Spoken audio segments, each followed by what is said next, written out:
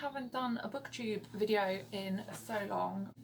I thought I'd do something because I've read quite a few really nice books recently, so I thought I'd share some of the things that I've read over my holidays. I did go away to Norfolk for for a week on a boat, so that gave me loads of time to read, and then I've had a little bit of extra time around that as well to read, so I thought I'd share some of those books that I've been looking at in that time, because I've read some really good ones and I've read some non-fiction as well, which I don't normally do, so I thought it would be nice to record my thoughts on that just so I can look back on it as well. So I thought I'd start with the fiction. I've got one good one and one bad one, so I'm going to start with the bad one that I did not enjoy, which was The Rumour by Leslie Cara. If you've watched my booktube recommendations before, you'll know I love a good thriller, and this one kept coming up on my recommended reads on Amazon, so I thought, oh, I'll pick it up. It's a Sunday Times bestseller, so I was like, it must be good. It has been blurbed by Paula Hawkins, so you would think that this would be amazing. It was terrible. The writing I didn't think was good. The plot was rubbish. It was just so, you really had to suspend your sense of belief to even believe that this could possibly have happened. But it's about a mum that hears a rumour and passes it on at the school gates about there being a killer, somebody who killed a child when they were 10 and had a new identity given to them. So it's kind of almost like the James Bulger case here in the UK, where the killers killed somebody when they were 10 and then they've gone on to be rehabilitated and given these new identities. And I found that idea fascinating because that's such a big case in this country. I'm sure this case is like that in other countries, but I was really sort of, the story had legs. It could have really been interesting, and it just wasn't. It didn't work. It was a hot mess. And it makes me annoyed when people get book deals, because I'm a writer, and then people get book deals and you're like, how on earth did you manage that, to get that published and then to get it pushed to the point where it became a Sunday Times bestseller? Really annoys me. Gets on my goat, and I find it really infuriating, and it means that I give them really bad marks on Goodreads. So I gave this like a 1 star because I was just so angry that this person had got a book deal on something that was just so terrible. So don't read that one. Well, you can read it if you want, but I don't recommend it. The next one I couldn't decide whether to give a 4 or 5 star, and because I've been so horrible to the last one, I decided to be nice to this one and gave it a 5. But it was a 4.5 anyway. But it was Ruth Jones' Never Greener. Obviously I know Ruth Jones from Gavin and Stacey, which I haven't watched a whole load of episodes of, but the ones that I've watched I've really enjoyed. And I think she is a funny woman. I'm always interested to read books by people who are celebrities. Some of them are very bad, but obviously Ruth Jones can write because she writes for TV.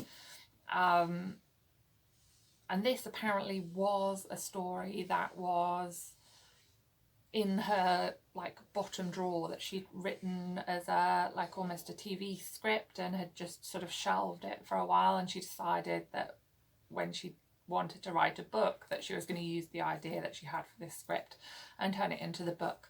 And I loved it. I love books that have got a character in it that's famous. I know it's a bit of a hit and miss thing. Some people really hate books about people who are like fictional characters that are famous. I know Books and Lala, I think it's Books and Lala, has a problem with it. She hates it. I love a book with a famous person in it, and this has got a famous actress as one of the main characters, but it is about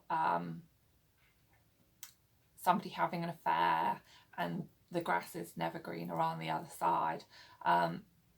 Again, it can be a bit triggery if you get a bit funny about people having affairs. I know I do get a bit upset sometimes with that behaviour in a book. I don't condone it, but even the guy who had the affair in this book, I liked him. And I think that's a sign of a good book, when there's somebody who you shouldn't like and you warm to them. I think the book shows everybody in a really nice light. So by the end of the book, you are actually rooting for all 4 of the main characters, and I loved that. But it is the idea that this guy goes and has an affair with a younger woman, and then his wife takes him back, and then a few years later he bumps into her again when she's famous and has another affair with her, and obviously things don't work out as well as they should. But it was a nice story. I liked it. The rest of my books are non-fiction, which is not my forte. Don't normally read non-fiction. So I went into these books with a bit of trepidation, but actually enjoyed both of them and gave both of them 5 stars. So the first one was The Prison Doctor by Dr. Amanda Brown. It's about a woman who is in a GP role in a small village, very similar to where I live, so I could kind of understand what kind of practice she worked in, where you kind of know all your patients really, really well. But she started getting fed up with all the rules and regulations that go with being a GP now, and she decided that she wanted to change. So she made a leap of faith and went into the prison system. And I thought that this was really eye-opening, and I do love those kind of documentaries about people who have found themselves in prison. Some of them you kind of feel like they were destined to end up in prison, and some people who you're like, shit, that could be me. You know, 1 second in your life can just change everything, and you end up in prison when that was the last thing you thought was going to happen. And she talks about all these people in this book. And the one criticism I saw on Goodreads that people mark this down was that she wrote almost as though these people in prison needed her, they relied on her. But I think in some ways they did. And I think the role of a doctor in people's lives, especially when mental health is such a big thing, which it is in prisons, that close relationship you have with a doctor who you are telling all your biggest secrets and your biggest fears to, that creates a really strong bond. And I think a lot of these people wouldn't have survived without her. And it's also an amazing thing that these doctors do. They could earn a fortune in a GP practice or as a specialist in some private hospital, and to go and do this is just incredible. But it takes some guts to go from a little quiet GP practice through to this. So I think, you know, I doff my cap to her, and I think she does a wonderful thing. And she's in her 60s now and is still working in the prison system, which I just think is a great thing. And I think we need to thank people like that who could earn an amazing wage, like a really amazing wage, but choose to go and do something nice for other people and look after those that really, really need looking after. But yeah, I really enjoyed this book and recommend it. It has made me want to read Adam Kay book, that This Is Going to Hurt, because I kind of missed the bandwagon with that. But I do really want to read that now because it looks really good. And I have already read When Breath Becomes Air, which was about the doctor who had terminal cancer and how he came to like deal with his diagnosis, knowing all the stuff he knows as a doctor. And I thought that was a very powerful book as well. So I do like these books by doctors.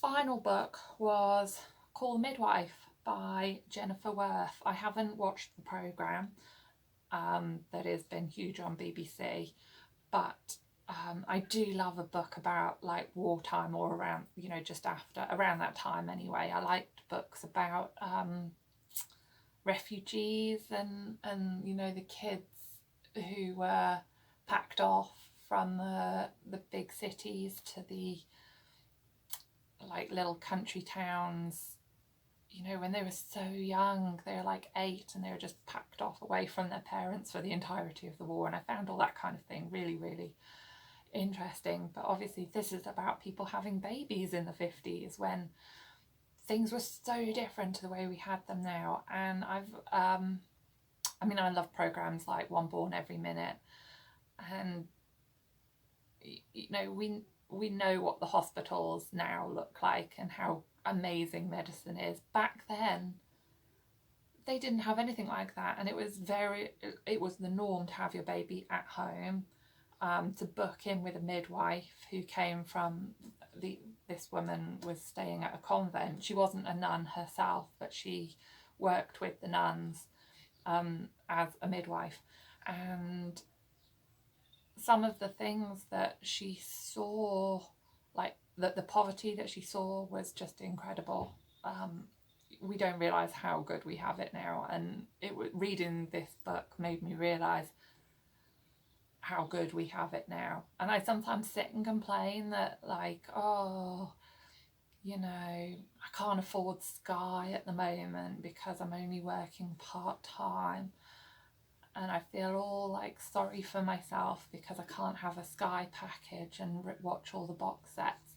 And I'm like, these people could barely even afford to eat. They had no contraception, so their families were all absolutely huge.